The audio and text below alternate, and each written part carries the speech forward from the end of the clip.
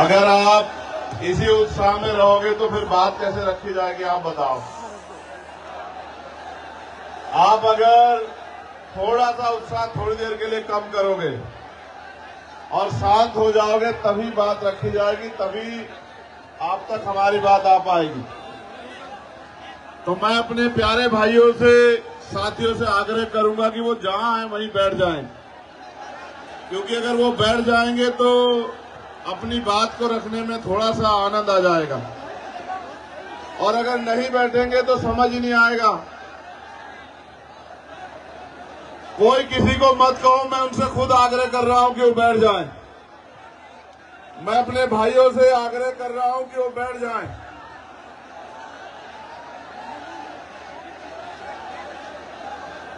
आपसे भी आग्रह कर रहा हूं बैठने का। इससे ये पता लग जाएगा कि हमारा कौन है और आम नॉर्मल कौन है। जो हमारी एक आवाज में बैठ जाएगा उससे पता लग जाएगा कि वो हम में से एक है। बहुत जल्दी कीजिए, मुश्किल से 20 सेकंड बाकी है आप लोगों के पास। ये इधर जो लोग हैं,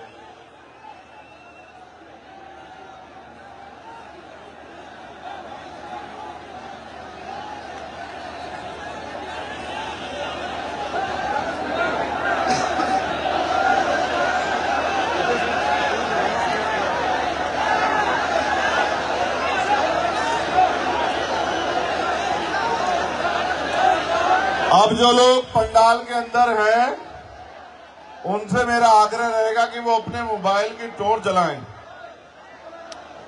क्योंकि प्रोग्राम तो दिन का था, आते आते रात हो गई, तो अब आपको ही रोशनी करनी पड़ेगी। आप जहां भी हैं अपनी मोबाइल की लाइट जला लें, आप जहां तक भी हैं, जो ये पता लग जाए कि हमारे लोग कहां कहां तक हैं। सभी लोग अपने मोबाइल की लाइट जलाएंगे, जिससे कि ये पता लग जाए कि आज जालोर की धरती में हमसे प्यार करने वाले लोग कहां कहां से आए हैं और कहां कहां हैं।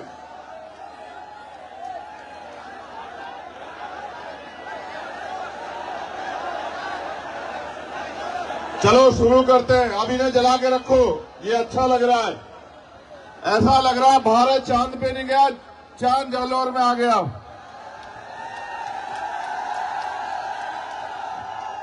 मैंने सभाएं बहुत की हैं पूरे देश में, कश्मीर से लेकर कन्याकुमारी बहुत सभाएं की हैं और कई कई लाख लोगों की सभाएं की हैं। लेकिन आज जो जालोर में प्यार आपने दिया है, ऐसा कहीं नहीं मिला। बहुत बहुत धन्यवाद जालोर। और इतना प्यार मत दो कि ऐसा ना हो मेरा मन कर जाए जालोर में ही रहने का। और अगर कहीं मेरा मन कर गया जालोर में रहने का, तो गैर बराबरी मानने वाले लोगों के लिए अच्छा नहीं होगा। मेरे प्यारे साथियों, सम्मानित बहनों, बच्चियों, माओ, बुजुर्गों, नौजवानों, मैं समय समय पे भारत की धरती पे जन्मे सभी संतों, गुरुओं, महापुरुषों, वीरांगनाओं को नमन करता हूं। और आज संविधान बचाओ यात्रा जो महामानव तथागत बुद्ध की धरती से शुरू हुई और आज जालोर जो सामंतवाद का गढ़ है, यहां यात्रा पहुंच चुकी है। यहां उपस्थित जन समूह को मेरी तरफ से जय भीम, जय भीम, जय भीम। आपका प्यार, आपकी हिम्मत एक लड़ने की बहुत मजबूत ताकत देती है। और आप ये जानते हैं कि समय समय पे मैं जालोर, जोधपुर, उदयपुर, पाली आता रहता हूं, लेकिन इस बार जो आने का मुख्य कारण है वो आप लोगों को तैयार करने के लिए है कि आप लोग तैयारी कर लो, और जिस दिन आप मन बना लोगे, तैयारी कर लोगे, मैं जिम्मेदारी के साथ कहता हूं, आपकी एक तैयारी आपके हर एक घर में चंद्रशेखर आजाद पैदा कर देगी। मेरी बात को याद रखना। भारत 15 अगस्त 1947 को आजाद हुआ, लेकिन इस देश के शोषितों को, वंचितों को, कमजोरों को, किसानों को, महिलाओं को अगर असल आजादी मिली तो वो मिली 26 जनवरी 1950 को, जब डॉक्टर बाबा साहब अम्बेडकर के द्वारा लिखा संविधान इस देश में लागू हुआ और भारत के हर एक नागरिक को समता, समानता, बंधुत्व, भाईचारे के साथ रहने का अवसर मिला। लेकिन एक बड़ी ताकत जो आपको मिली संविधान के जरिए, वो थी देश के हर एक बालिग व्यक्ति को वोट। देश आजाद हुआ, वोट की शक्ति से राजनीति में बराबरी आई, लेकिन क्योंकि देश में जाति के नाम पे, धर्म के नाम पे, सामाजिक स्तर पे, आर्थिक स्तर पे जो गैर बराबरी थी, उस समय की सरकारों ने उस गैर बराबरी को खत्म करने के लिए कोई अच्छा कदम नहीं उठाया। धीरे धीरे अमीर अमीर होता गया, गरीब गरीब होता गया, और आज ऐसा समय आ गया है कि देश की 90% पूंजी 10% लोगों के हाथ में है, और देश के 90% लोग 10% साधनों से अपने जीवन को जी रहे हैं। अभी अभी बिहार में जातिगत जनगणना के आंकड़े सार्वजनिक हुए। वो आंकड़े ये कहते हैं कि भारत में जो बिहार है, जिसकी अभी अभी जनगणना हुई, वहां 90% आबादी दलित, पिछड़े, आदिवासी और अल्पसंख्यक समुदाय की है। अगर राजस्थान में भी आप लोग जातिगत जनगणना करवा दो तो यहां भी आपको पता लगेगा कि यहां भी 90% आबादी दलित, आदिवासी, पिछड़े और अल्पसंख्यक समाज की होगी है, और ना ही उनके पास और किसी तरह का साधन है कि वो स्वाभिमान सम्मान का जीवन जी पाए। ये स्वाभिमान सम्मान का जीवन मांगने से नहीं मिलता है। अगर स्वाभिमान सम्मान का जीवन चाहिए, इसकी कीमत चुकानी पड़ती है। मर तो राजस्थान में हम लोग लंबे समय से रहे। आपको इंद्र मेघवाल याद होगा, आपको जितेंद्र मेघवाल याद होगा, आपको कार्तिक भील याद होगा, आपको ओम प्रकाश रेगर याद होगा, आपको नासिर जुनैद याद होंगे, आपको असगर याद होगा। इतने जुर्म, इतना अन्याय और न्याय मांगने पे लाठियां, झूठे मुकदमे, डर और तमाम तरह से जिस तरह भी से भी पीड़ित को डराया जाए, धमकाया जाए, पंचायत करा के, हल्ला मचा के, मैं लंबे समय से राजस्थान में देख रहा हूं। लेकिन मेरे साथियों, इसके लिए जिम्मेदार वो लोग नहीं है, इसके लिए जिम्मेदार है हम लोग, क्योंकि 90% आबादी होने के बावजूद भी और लोकतंत्र के आने के बावजूद भी राजस्थान में हमारी राजनीतिक हैसियत नहीं है।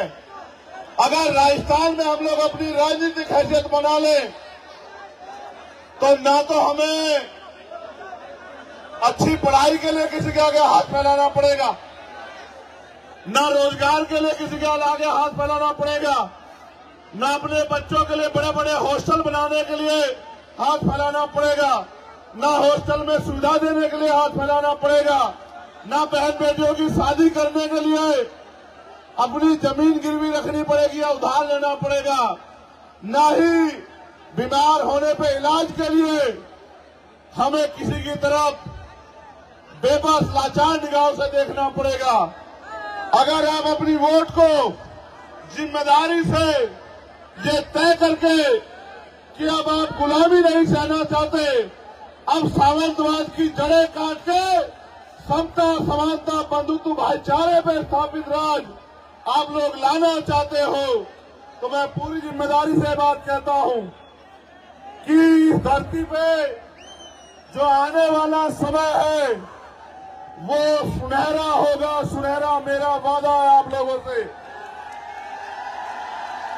इसलिए मैं आपसे अपील करने के लिए आया हूं, अगर आप चाहते हो कि फिर किसी जितेंद्र के साथ, इंद्र के साथ, कार्तिक भील के साथ, ओम प्रकाश रैगर के साथ अन्याय ना हो, तो आप अपने पैरों पे खड़े होने के लिए तैयार हो जाओ। जिस तरह से आज हजारों की संख्या में, मैं हजार नहीं कहूंगा, यहाँ की ताकत देख के लग रहा है कि लाखों की संख्या में जिस तरह आप यहाँ आए हैं, अगर आप अपनी वोट को संगठित होकर आजाद समाज पार्टी को दो, तो मैं गारंटी से कहता हूं कि किसी सामंतवादी में इतनी हिम्मत नहीं बचेगी कि वो हमारी बहन बेटियों की तरफ आंख उठा के देख ले, वो हमारे बच्चों की तरफ आंख उठा के देख ले। ये कोई मुश्किल काम नहीं है मेरे लोगों, ये बहुत आसान काम है। आसान इसलिए है कि पहले जब राजतंत्र था तो तलवारें चलती थी, भाले चलते थे, हाथी घोड़ों पे युद्ध होता था। आज लोकतंत्र में सिर्फ ईवीएम का बटन दबाना है। अगर आप अपने अंगूठे को तैयार कर दो और अपने साथियों को भी कह दो कि अंगूठा मजबूत कर लो।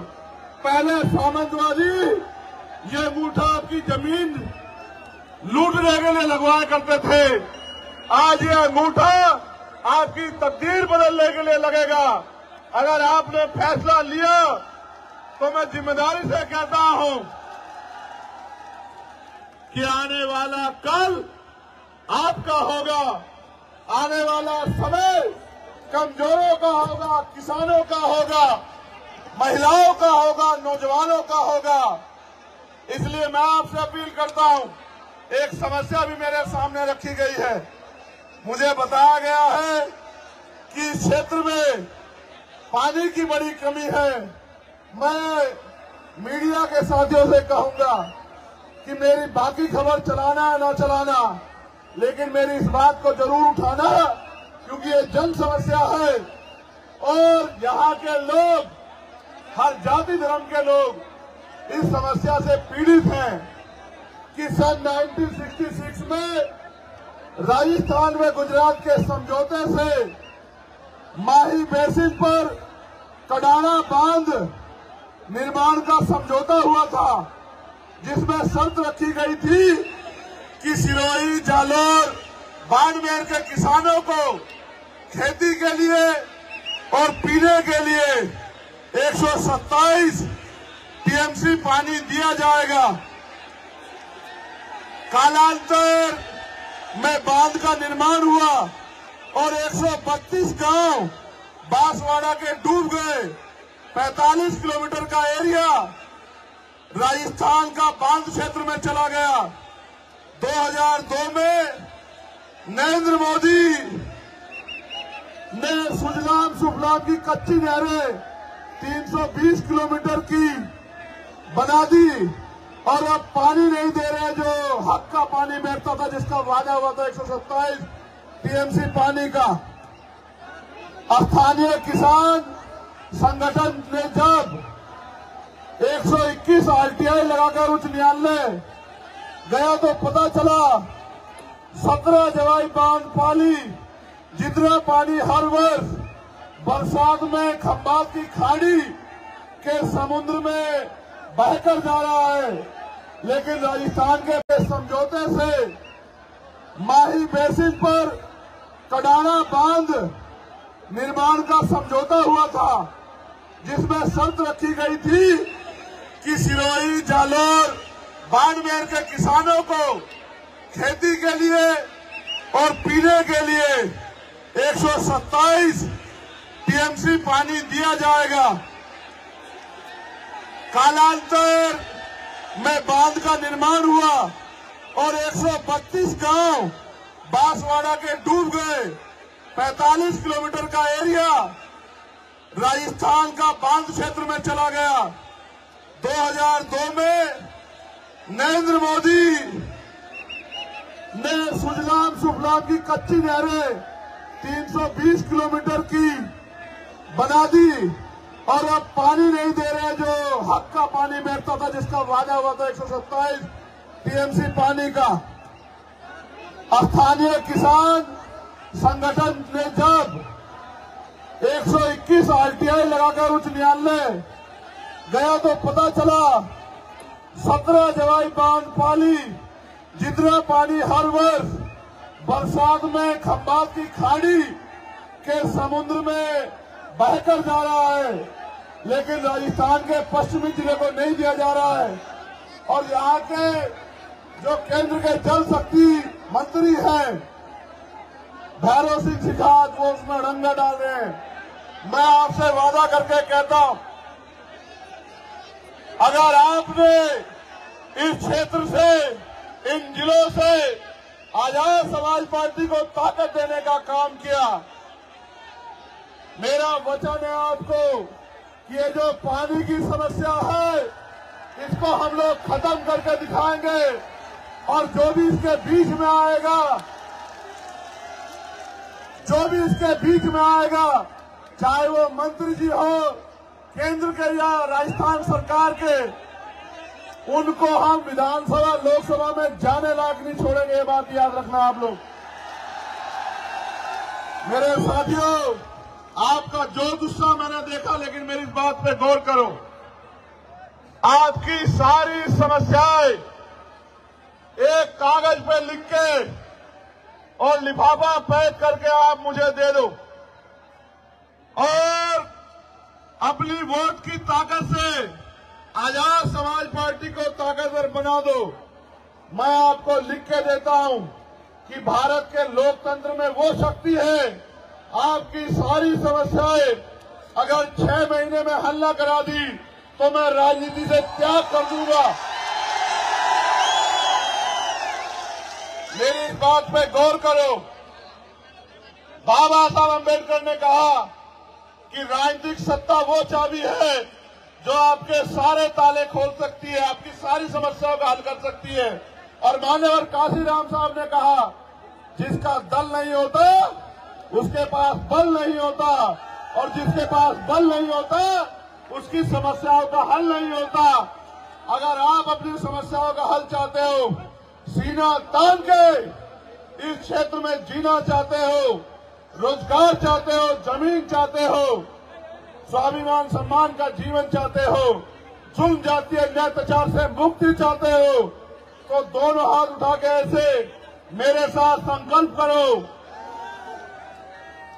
कि इस बार हम आवाज लगा के संकल्प करो कि इस बार हम आजाद समाज पार्टी को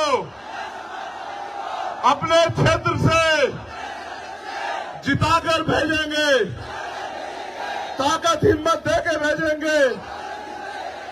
आप ये जानते हो, नहीं मेरी बात पे अब गौर करो।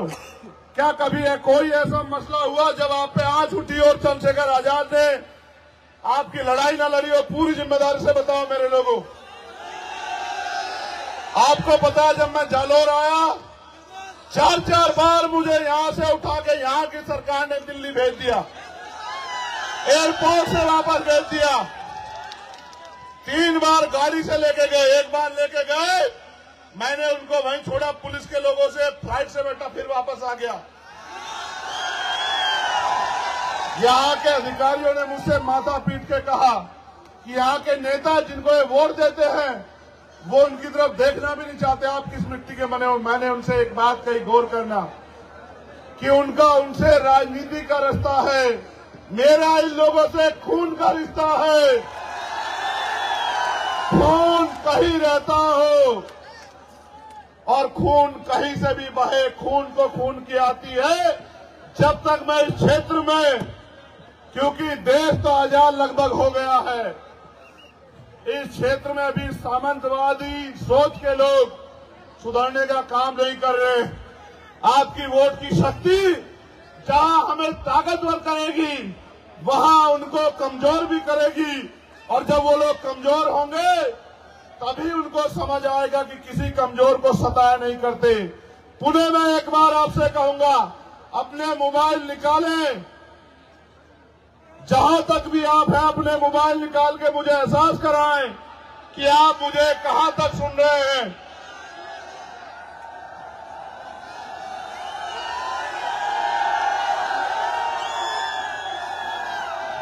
इधर वाले नहीं निकाल रहे मोबाइल, ये हमारे साथ नहीं है क्या?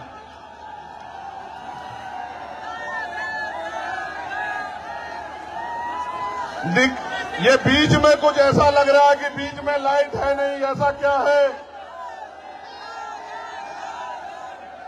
मैं आज के कार्यक्रम के लिए, सबसे मजबूत कार्यक्रम के लिए, जालौर की भीम आर्मी, आजाद समाज पार्टी की पूरी टीम को, एक एक कार्यकर्ताओं को बधाई देता हूं। और मुझे विश्वास है कि ये जो रोशनी आज यहाँ जालौर से